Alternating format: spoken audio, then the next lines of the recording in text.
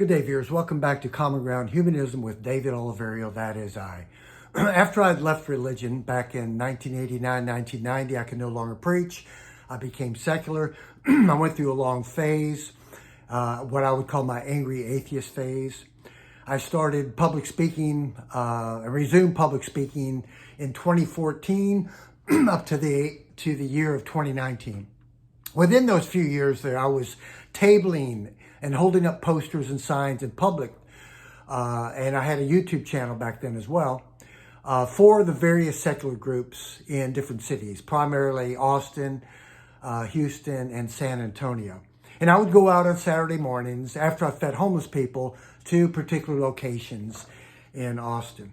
But at that time, when I was more of a angry type non-believer, or an angry atheist, I would say, my belief was that religion must cease to exist. Religion must die. I must strike the root of religion in order for life and humanity to progress. Well, I don't quite think that way anymore. And in 2018, I had an epiphany, a sudden understanding and realization.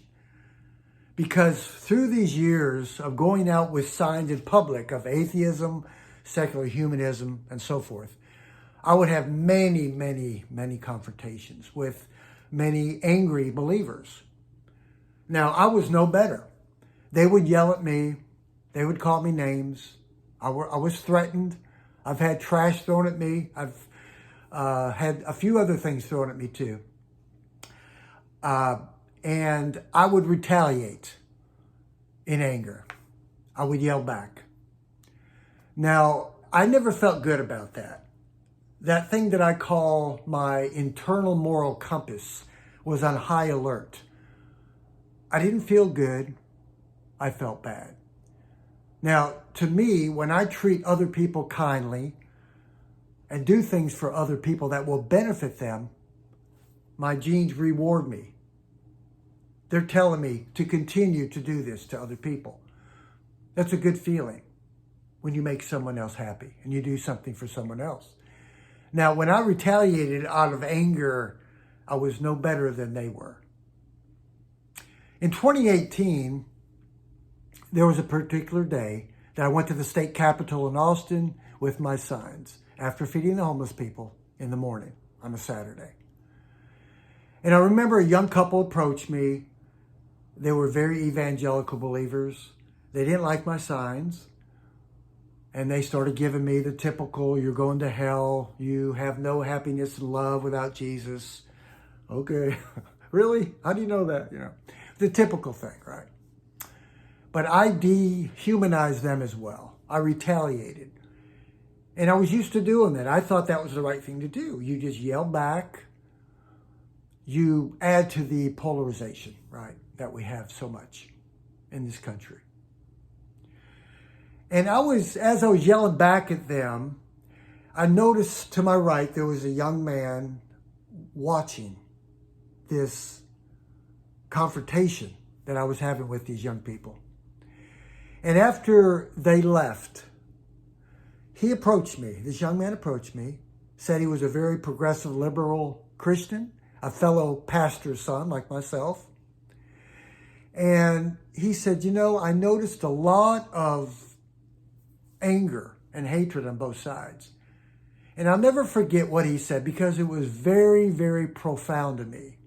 At that time in my life, I heard some very powerful words from a person about half my age. He was probably my children's age, in his mid to late 30s. And he simply said, I could only hope that we could find some kind of mutual respect and common ground. And that may not sound profound to many of you, but to me at that moment, that was powerful. I did need to hear that. Now, I was suffering with that high alert of my internal moral compass, that warning signal. I felt bad. I never felt good when I treated people badly. Also, I was suffering cognitive dissonance, that psychological discomfort we have when we have these conflicting ideas and views in our mind. And I kept changing and seeing the importance of just accepting people and attempting to get along with all people. Now that started a journey for me.